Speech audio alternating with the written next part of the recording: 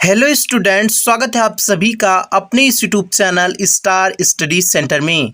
Students, कैसे हैं आप सब? आई होप आप सभी बढ़िया होंगे। आप सभी की तैयारी बेहतर चल रही होगी। आज की इस क्लास में हम सभी देखने वाले हैं भैया जीव विज्ञान के कुछ और महत्वपूर्ण बहुविकल्पीय प्रश्न। बने रहिएगा भैया क्लास में अंत तक। चलिए क्लास को शुरू करते हैं।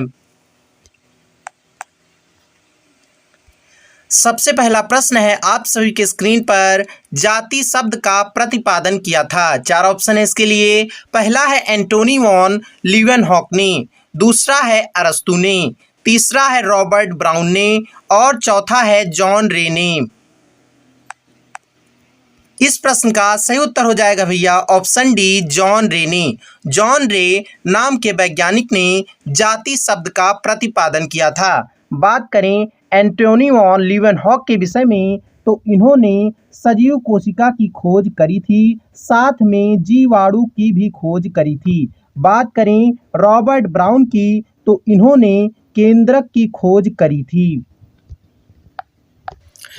अगला प्रश्न है आधुनिक भौतिकी का जनक कहा जाता है किसको? चार ऑप्शन है इसके लिए। पहला है एंटोनी वॉन लीवेनहॉक को, दूसरा है क्रिस्टने डी डबे को, तीसरा है कार्ल वान लिने को और चौथा है कार्ल अर्नस्ट वान बेयर को। इस प्रश्न का भैया सही उत्तर हो जाएगा ऑप्शन डी, कार्ल अर्नस्ट वान बेयर को। कार्ल अर्नस्ट वान बेयर नामक वैज्ञानिक को आधुनिक भौतिकी का जनक, इंग्लिश में बात करें तो फादर ऑफ मॉडर्न एम्ब्रियोलॉजी कहा जाता है। बात करें क्रिस्टने डी डबे की तो इन्होंने लयन काय की खोज करी थी। बात करें कार्ल वान लिने यानी कैरोलस लिनियस की, इन्होंने द्विजगत वर्गीकरण प्रणाली प्रतिपादित की थी। अगला प्रश्न है किस जगत में संचित भोज्य पदार्थ के रूप में ग्लाइकोजन होता है? चार ऑप्शन है इसके लिए। पहला है कवक जगत में, दूसरा है जंतु जगत में, तीसरा है पादप जगत में और भैया चौथा है जगत मोनेरा में। इस प्रश्न का सही उत्तर हो जाएगा ऑप्शन ए, कवक जगत में। कवक जगत में संचित भोज्य पदार्थ के रूप में क्या होता है? ग्लाइकोजन होता है।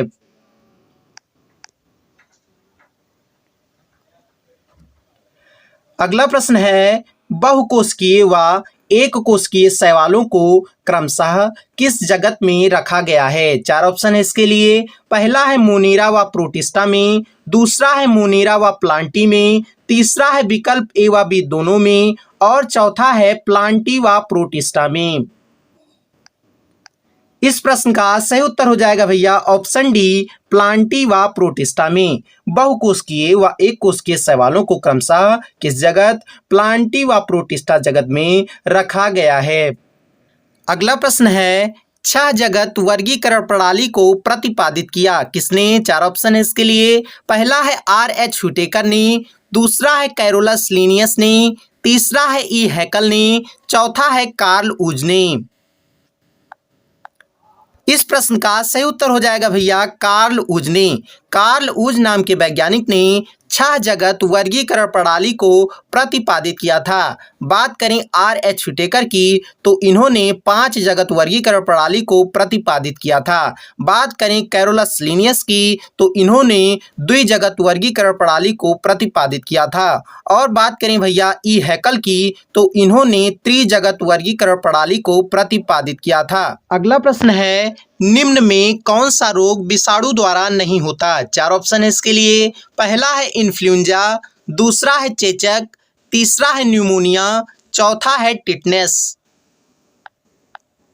इस प्रश्न का सही उत्तर हो जाएगा भैया ऑप्शन डी, टिटनेस। यह रोग विषाणु द्वारा नहीं होता। बाकी इन्फ्लुएंजा, चेचक, न्यूमोनिया ये तीनों विषाणु द्वारा होने वाले यानी विषाणु जनित रोग हैं। अगला प्रश्न है मनुष्य में अतिसार रोग उत्पन्न करने वाला विषाणु है? चार ऑप्शन है इसके लिए। पहला है क्लोस्ट्रीडियम, दूसरा है बाटुलिनम, तीसरा है रेट्रोवायरस और चौथा है पारओवायरस।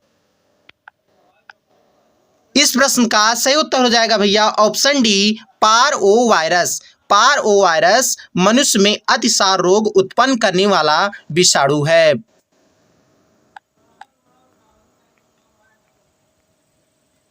अगला प्रश्न है, जीवाणुओं के वायरस कहलाते हैं, क्या कहलाते हैं भैया? चार ऑप्शन है इसके लिए। पहला है फाइटोफैगनी, दूसरा है जूफैगनी, तीसरा है विकल्प ए व बी दोनों यानी फाइटोफैगनी व जूफैगनी दोनों, और चौथा है फैगनी।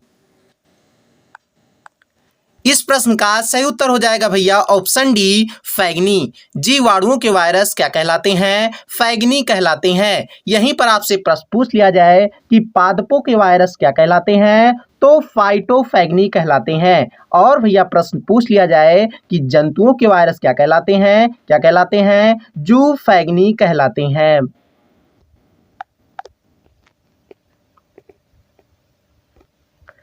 अगला प्रश्न है, जीवाणु में कौन सी संरचना लैंगिक संपर्क में सहायक होती है? चार ऑप्शन है इसके लिए। पहला है हुक, दूसरा है फिम्बरी, इसे पिलाई भी कहते हैं, हिंदी में बात करें तो रोम कहते हैं, तीसरा है मुख्य तंतु, चौथा है उपरोक्त सभी। इस प्रश्न का सही उत्तर हो जाएगा ऑप्शन बी, फिम्बरी। जीवाणु में फिम्बरी नामक संरचना लैंगिक संपर्क में सहायक होती है।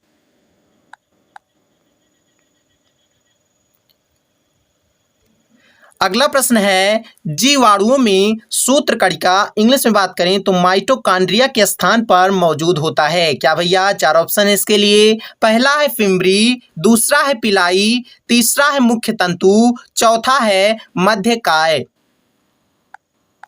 और इस प्रश्न का सही उत्तर हो जाएगा ऑप्शन डी, मध्यकाय। इंग्लिश में बात करें तो मीसोसोम। जीवाणुओं में सूत्रकणिका माइटोकॉन्ड्रिया के स्थान पर क्या? मध्यकाय, मीसोसोम मौजूद होता है।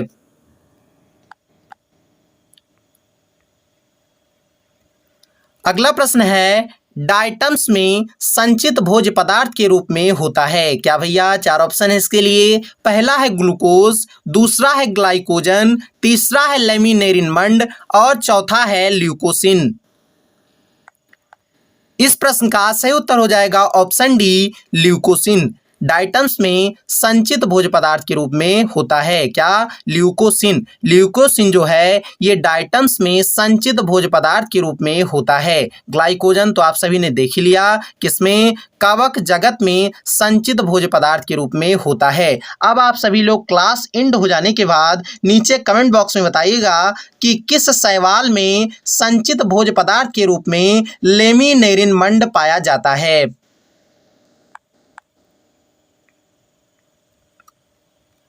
अगला प्रश्न है, नाल प्रणाली किस संघ के जंतुओं का लक्षण है? चार ऑप्शन है इसके लिए। पहला है संघ पोरीफेरा का, दूसरा है संघ एनिलिडा का, तीसरा है संघ आर्थ्रोपोडा का, और चौथा है संघ निडेरिया का।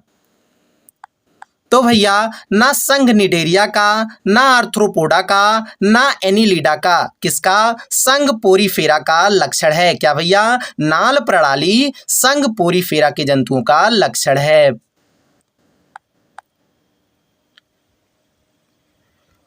अगला प्रश्न है, पंचतई अरीय समिति किसमें पाई जाती है? चार ऑप्शन है इसके लिए। पहला है निडेरियंस में, दूसरा है एनिलिड्स में, तीसरा है आर्थ्रोपोड्स में, चौथा है इकाइनोडर्मेट्स में।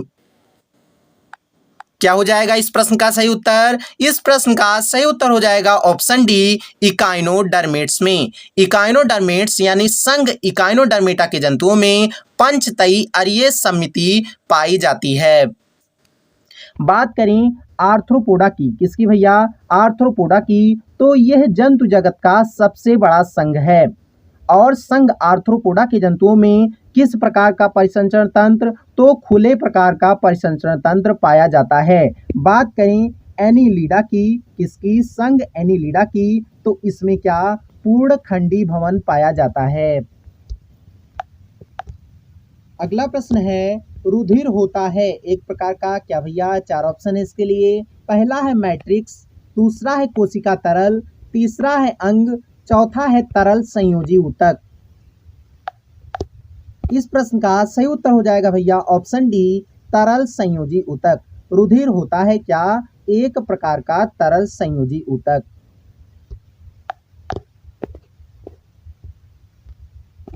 अगला प्रश्न है, तिलचट्टे की देह गुहा सीलोम होती है? कैसी भैया? 4 ऑप्शन है इसके लिए। पहला है स्यूडोसील, दूसरा है हीमोसील, तीसरा है सीलोम, चौथा है सीलेंट्रान। इस प्रश्न का सही उत्तर हो जाएगा ऑप्शन बी, हीमोसील। तिलचट्टे की, कॉकरोच की देह गुहा कैसी होती है? हीमोसील होती है।